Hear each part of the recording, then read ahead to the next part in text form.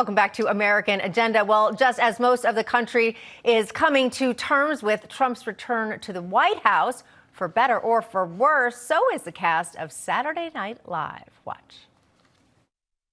On Tuesday, Americans went to the polls and elected Donald Trump to be the next president of the United States.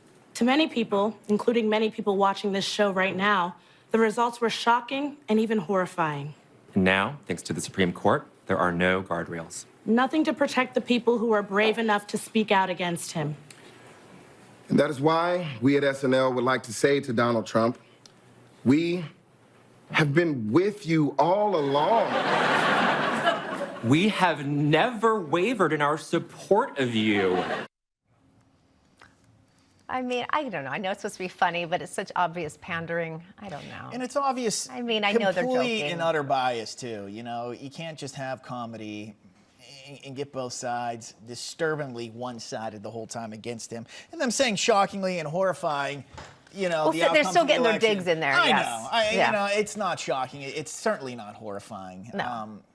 You know, extreme Whatever. always. It's always, SNL. Yeah. I also think it's funny. It makes me think of Mark Cuban, of course. Now he's backpedaled. He backpedaled again. Now he has deleted most of his support of Kamala Harris from his social media accounts. It's just funny. It's like, oops, just kidding. Yeah. But they kidding. weren't. Right. But they weren't. Right. No. Now cover your tracks. Exactly. All right. The second hour of American Agenda starts right now.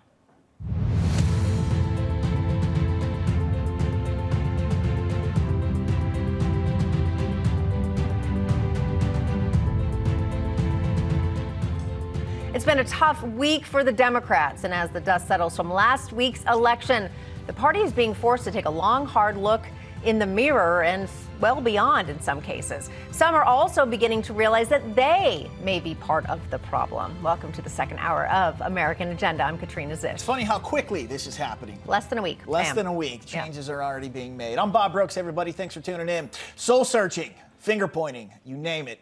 That's all going on right now as the left continues its autopsy on what went wrong for the Harris-Walz ticket after being soundly rejected by the voters. And now an internal war is brewing, with centrist Democrats blaming the party's embrace of identity politics and disregard for the economic struggle of the country's working class. Meanwhile, others, like former Obama speechwriter Jon Favreau, are laying the blame squarely at the feet of Joe Biden himself. Watch. Joe Biden's decision to run for president again was a catastrophic mistake. It just was. And he and his inner circle, they refused to believe the polls. They refused to believe he was unpopular. They refused to acknowledge until very late that anyone could be upset about inflation. And they just kept telling us that his presidency was historic and it was the greatest economy ever. We just heard him again say that it's the greatest economy ever. Clearly, 70-80% of voters don't believe that.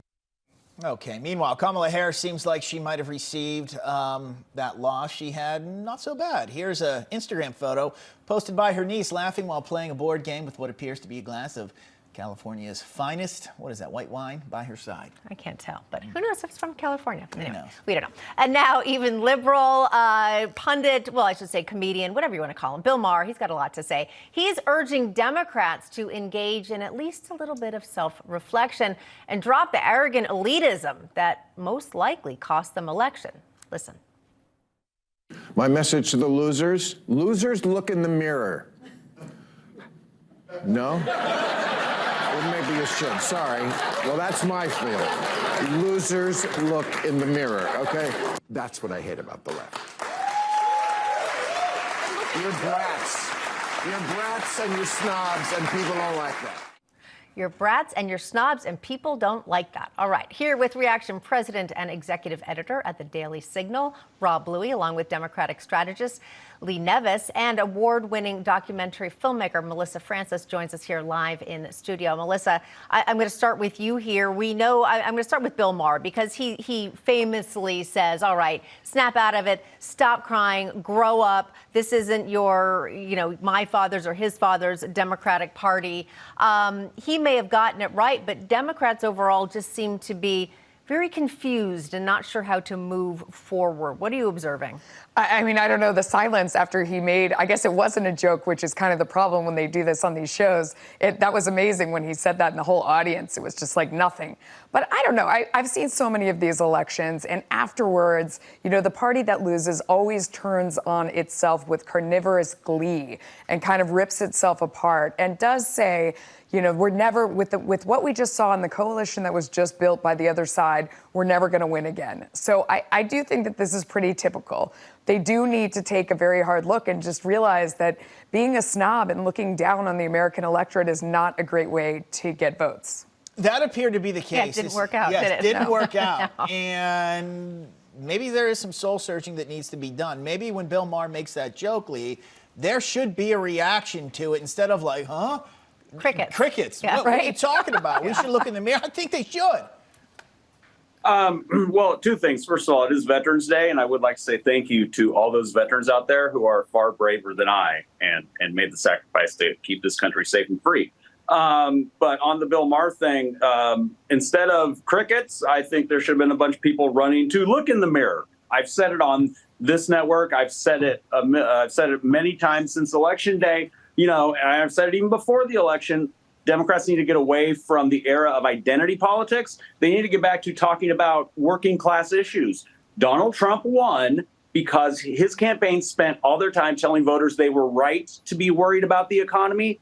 And the Democrats spent all their time telling them they were wrong. And that feeds into that narrative that the Democratic Party is elitist. The Democratic Party is smarter than you, and they're going to tell you what to do. And you should just go along with it because they're just smarter and they went to these all Ivy League colleges. Democrats need to get back to being that working class, middle class party that it was under Clinton and to an extent under Obama.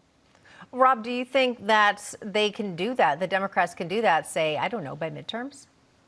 It's going to be very difficult, to be honest with you, and I'll tell you why. The Democratic Party, I think, has isolated themselves into these elitist bubbles in New York and LA, and I don't know that they've lost touch, frankly, with the working class voter. There are a few people in the party who still remain in touch with them. Obviously, they represent the very few congressional districts that have a majority of Republican support in those districts, but I don't know how they go about doing this when you have a consultant class that has invested so heavily in these woke issues that are completely out of touch with the rest of America. And we saw this coming. I mean, this is no surprise to those of us who actually paid attention what was on the mind of voters months and months ago. And that was the economy, inflation, crime. Democrats just ran away from those issues and pretend they didn't exist. They pretended they didn't exist, and they continued to badmouth the blue-collar men and women. And I said this leading up into the election, the internal polling from the Teamsters Union, that should have been sending alarm bells off within the Democrat Party, whether it did or not. It didn't look like it. Melissa, same question to you. Do you think it's possible that they can shift from what the Democrat Party truly is now? I don't know, because what the Democratic Party truly is now is a bunch of people that go to Washington just to get rich. I mean, you talk about President Obama as being someone that was in touch with the working class. Are you kidding me? He's the most elitist of all. Look at all the homes he has. Look at the different foundations that he's set up to make so much money. He is now one of the wealthiest people out there on the circuit. And why is that?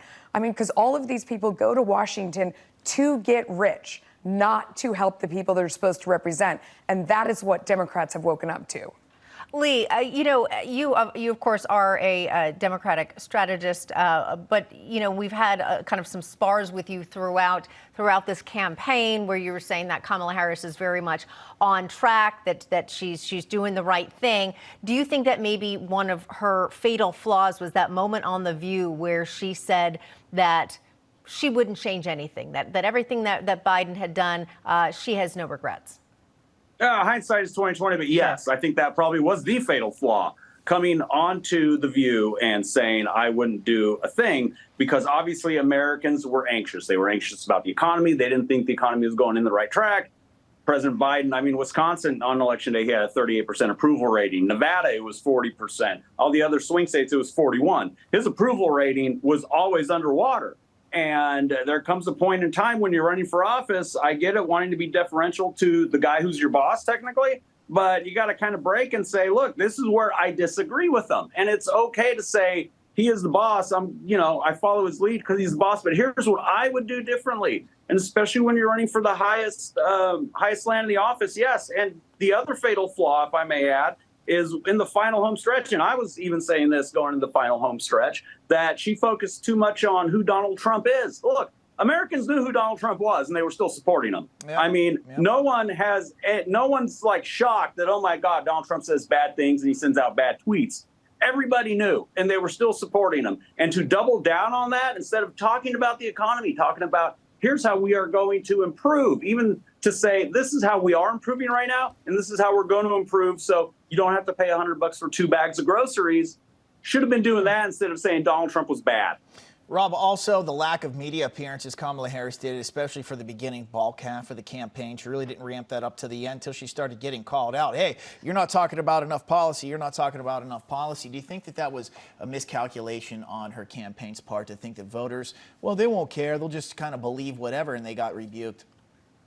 Well, absolutely it was. There's no question that the American people didn't really know what she stood for. And they drew the conclusion that she stood for everything that Joe Biden did for the last 4 years, because she had done nothing to demonstrate that she was going to go in a different direction, which is why I agree with most of what Lee said, but I'll disagree with one thing. I don't think that there was anything you could do to salvage Kamala Harris's campaign at the end of the day, because she was so closely tied to Joe Biden. What the Democrats really should have done was had a condensed primary after Biden decided not to run and let the voters decide rather than just anoint her. And that was their fatal flaw. Melissa, we have just about 10 seconds left. But as the Democrats rebuild their party, who leads it? I have no idea. I mean, no one that we've seen out there, certainly not Kamala. You could see that look of relief that she was off the hot seat there. They have a lot of reorganizing to do. They should try and support the people and focus on helping people instead of just getting rich. All right, we're going to have to leave it there. Great conversation. Rob, Lee, and Melissa, thanks to all of you. Thank you, guys. Okay, folks, President Trump making history. In the coming days and weeks, we expect more historic moments and events. And if you want to watch the major news events with President Trump, the new Congress, then you should sign up for Newsmax Plus today. You can easily get Newsmax Plus on your TV or smartphone app. Newsmax Plus is our streaming service now with over 300,000 signups. And you can actually sign up for a free trial and watch the main Newsmax channel, Newsmax 2, our streaming channel, and our new military channel called World at War. Plus, you're going to get hundreds of movies, shows, and specials, including many documentaries and shows about President Trump.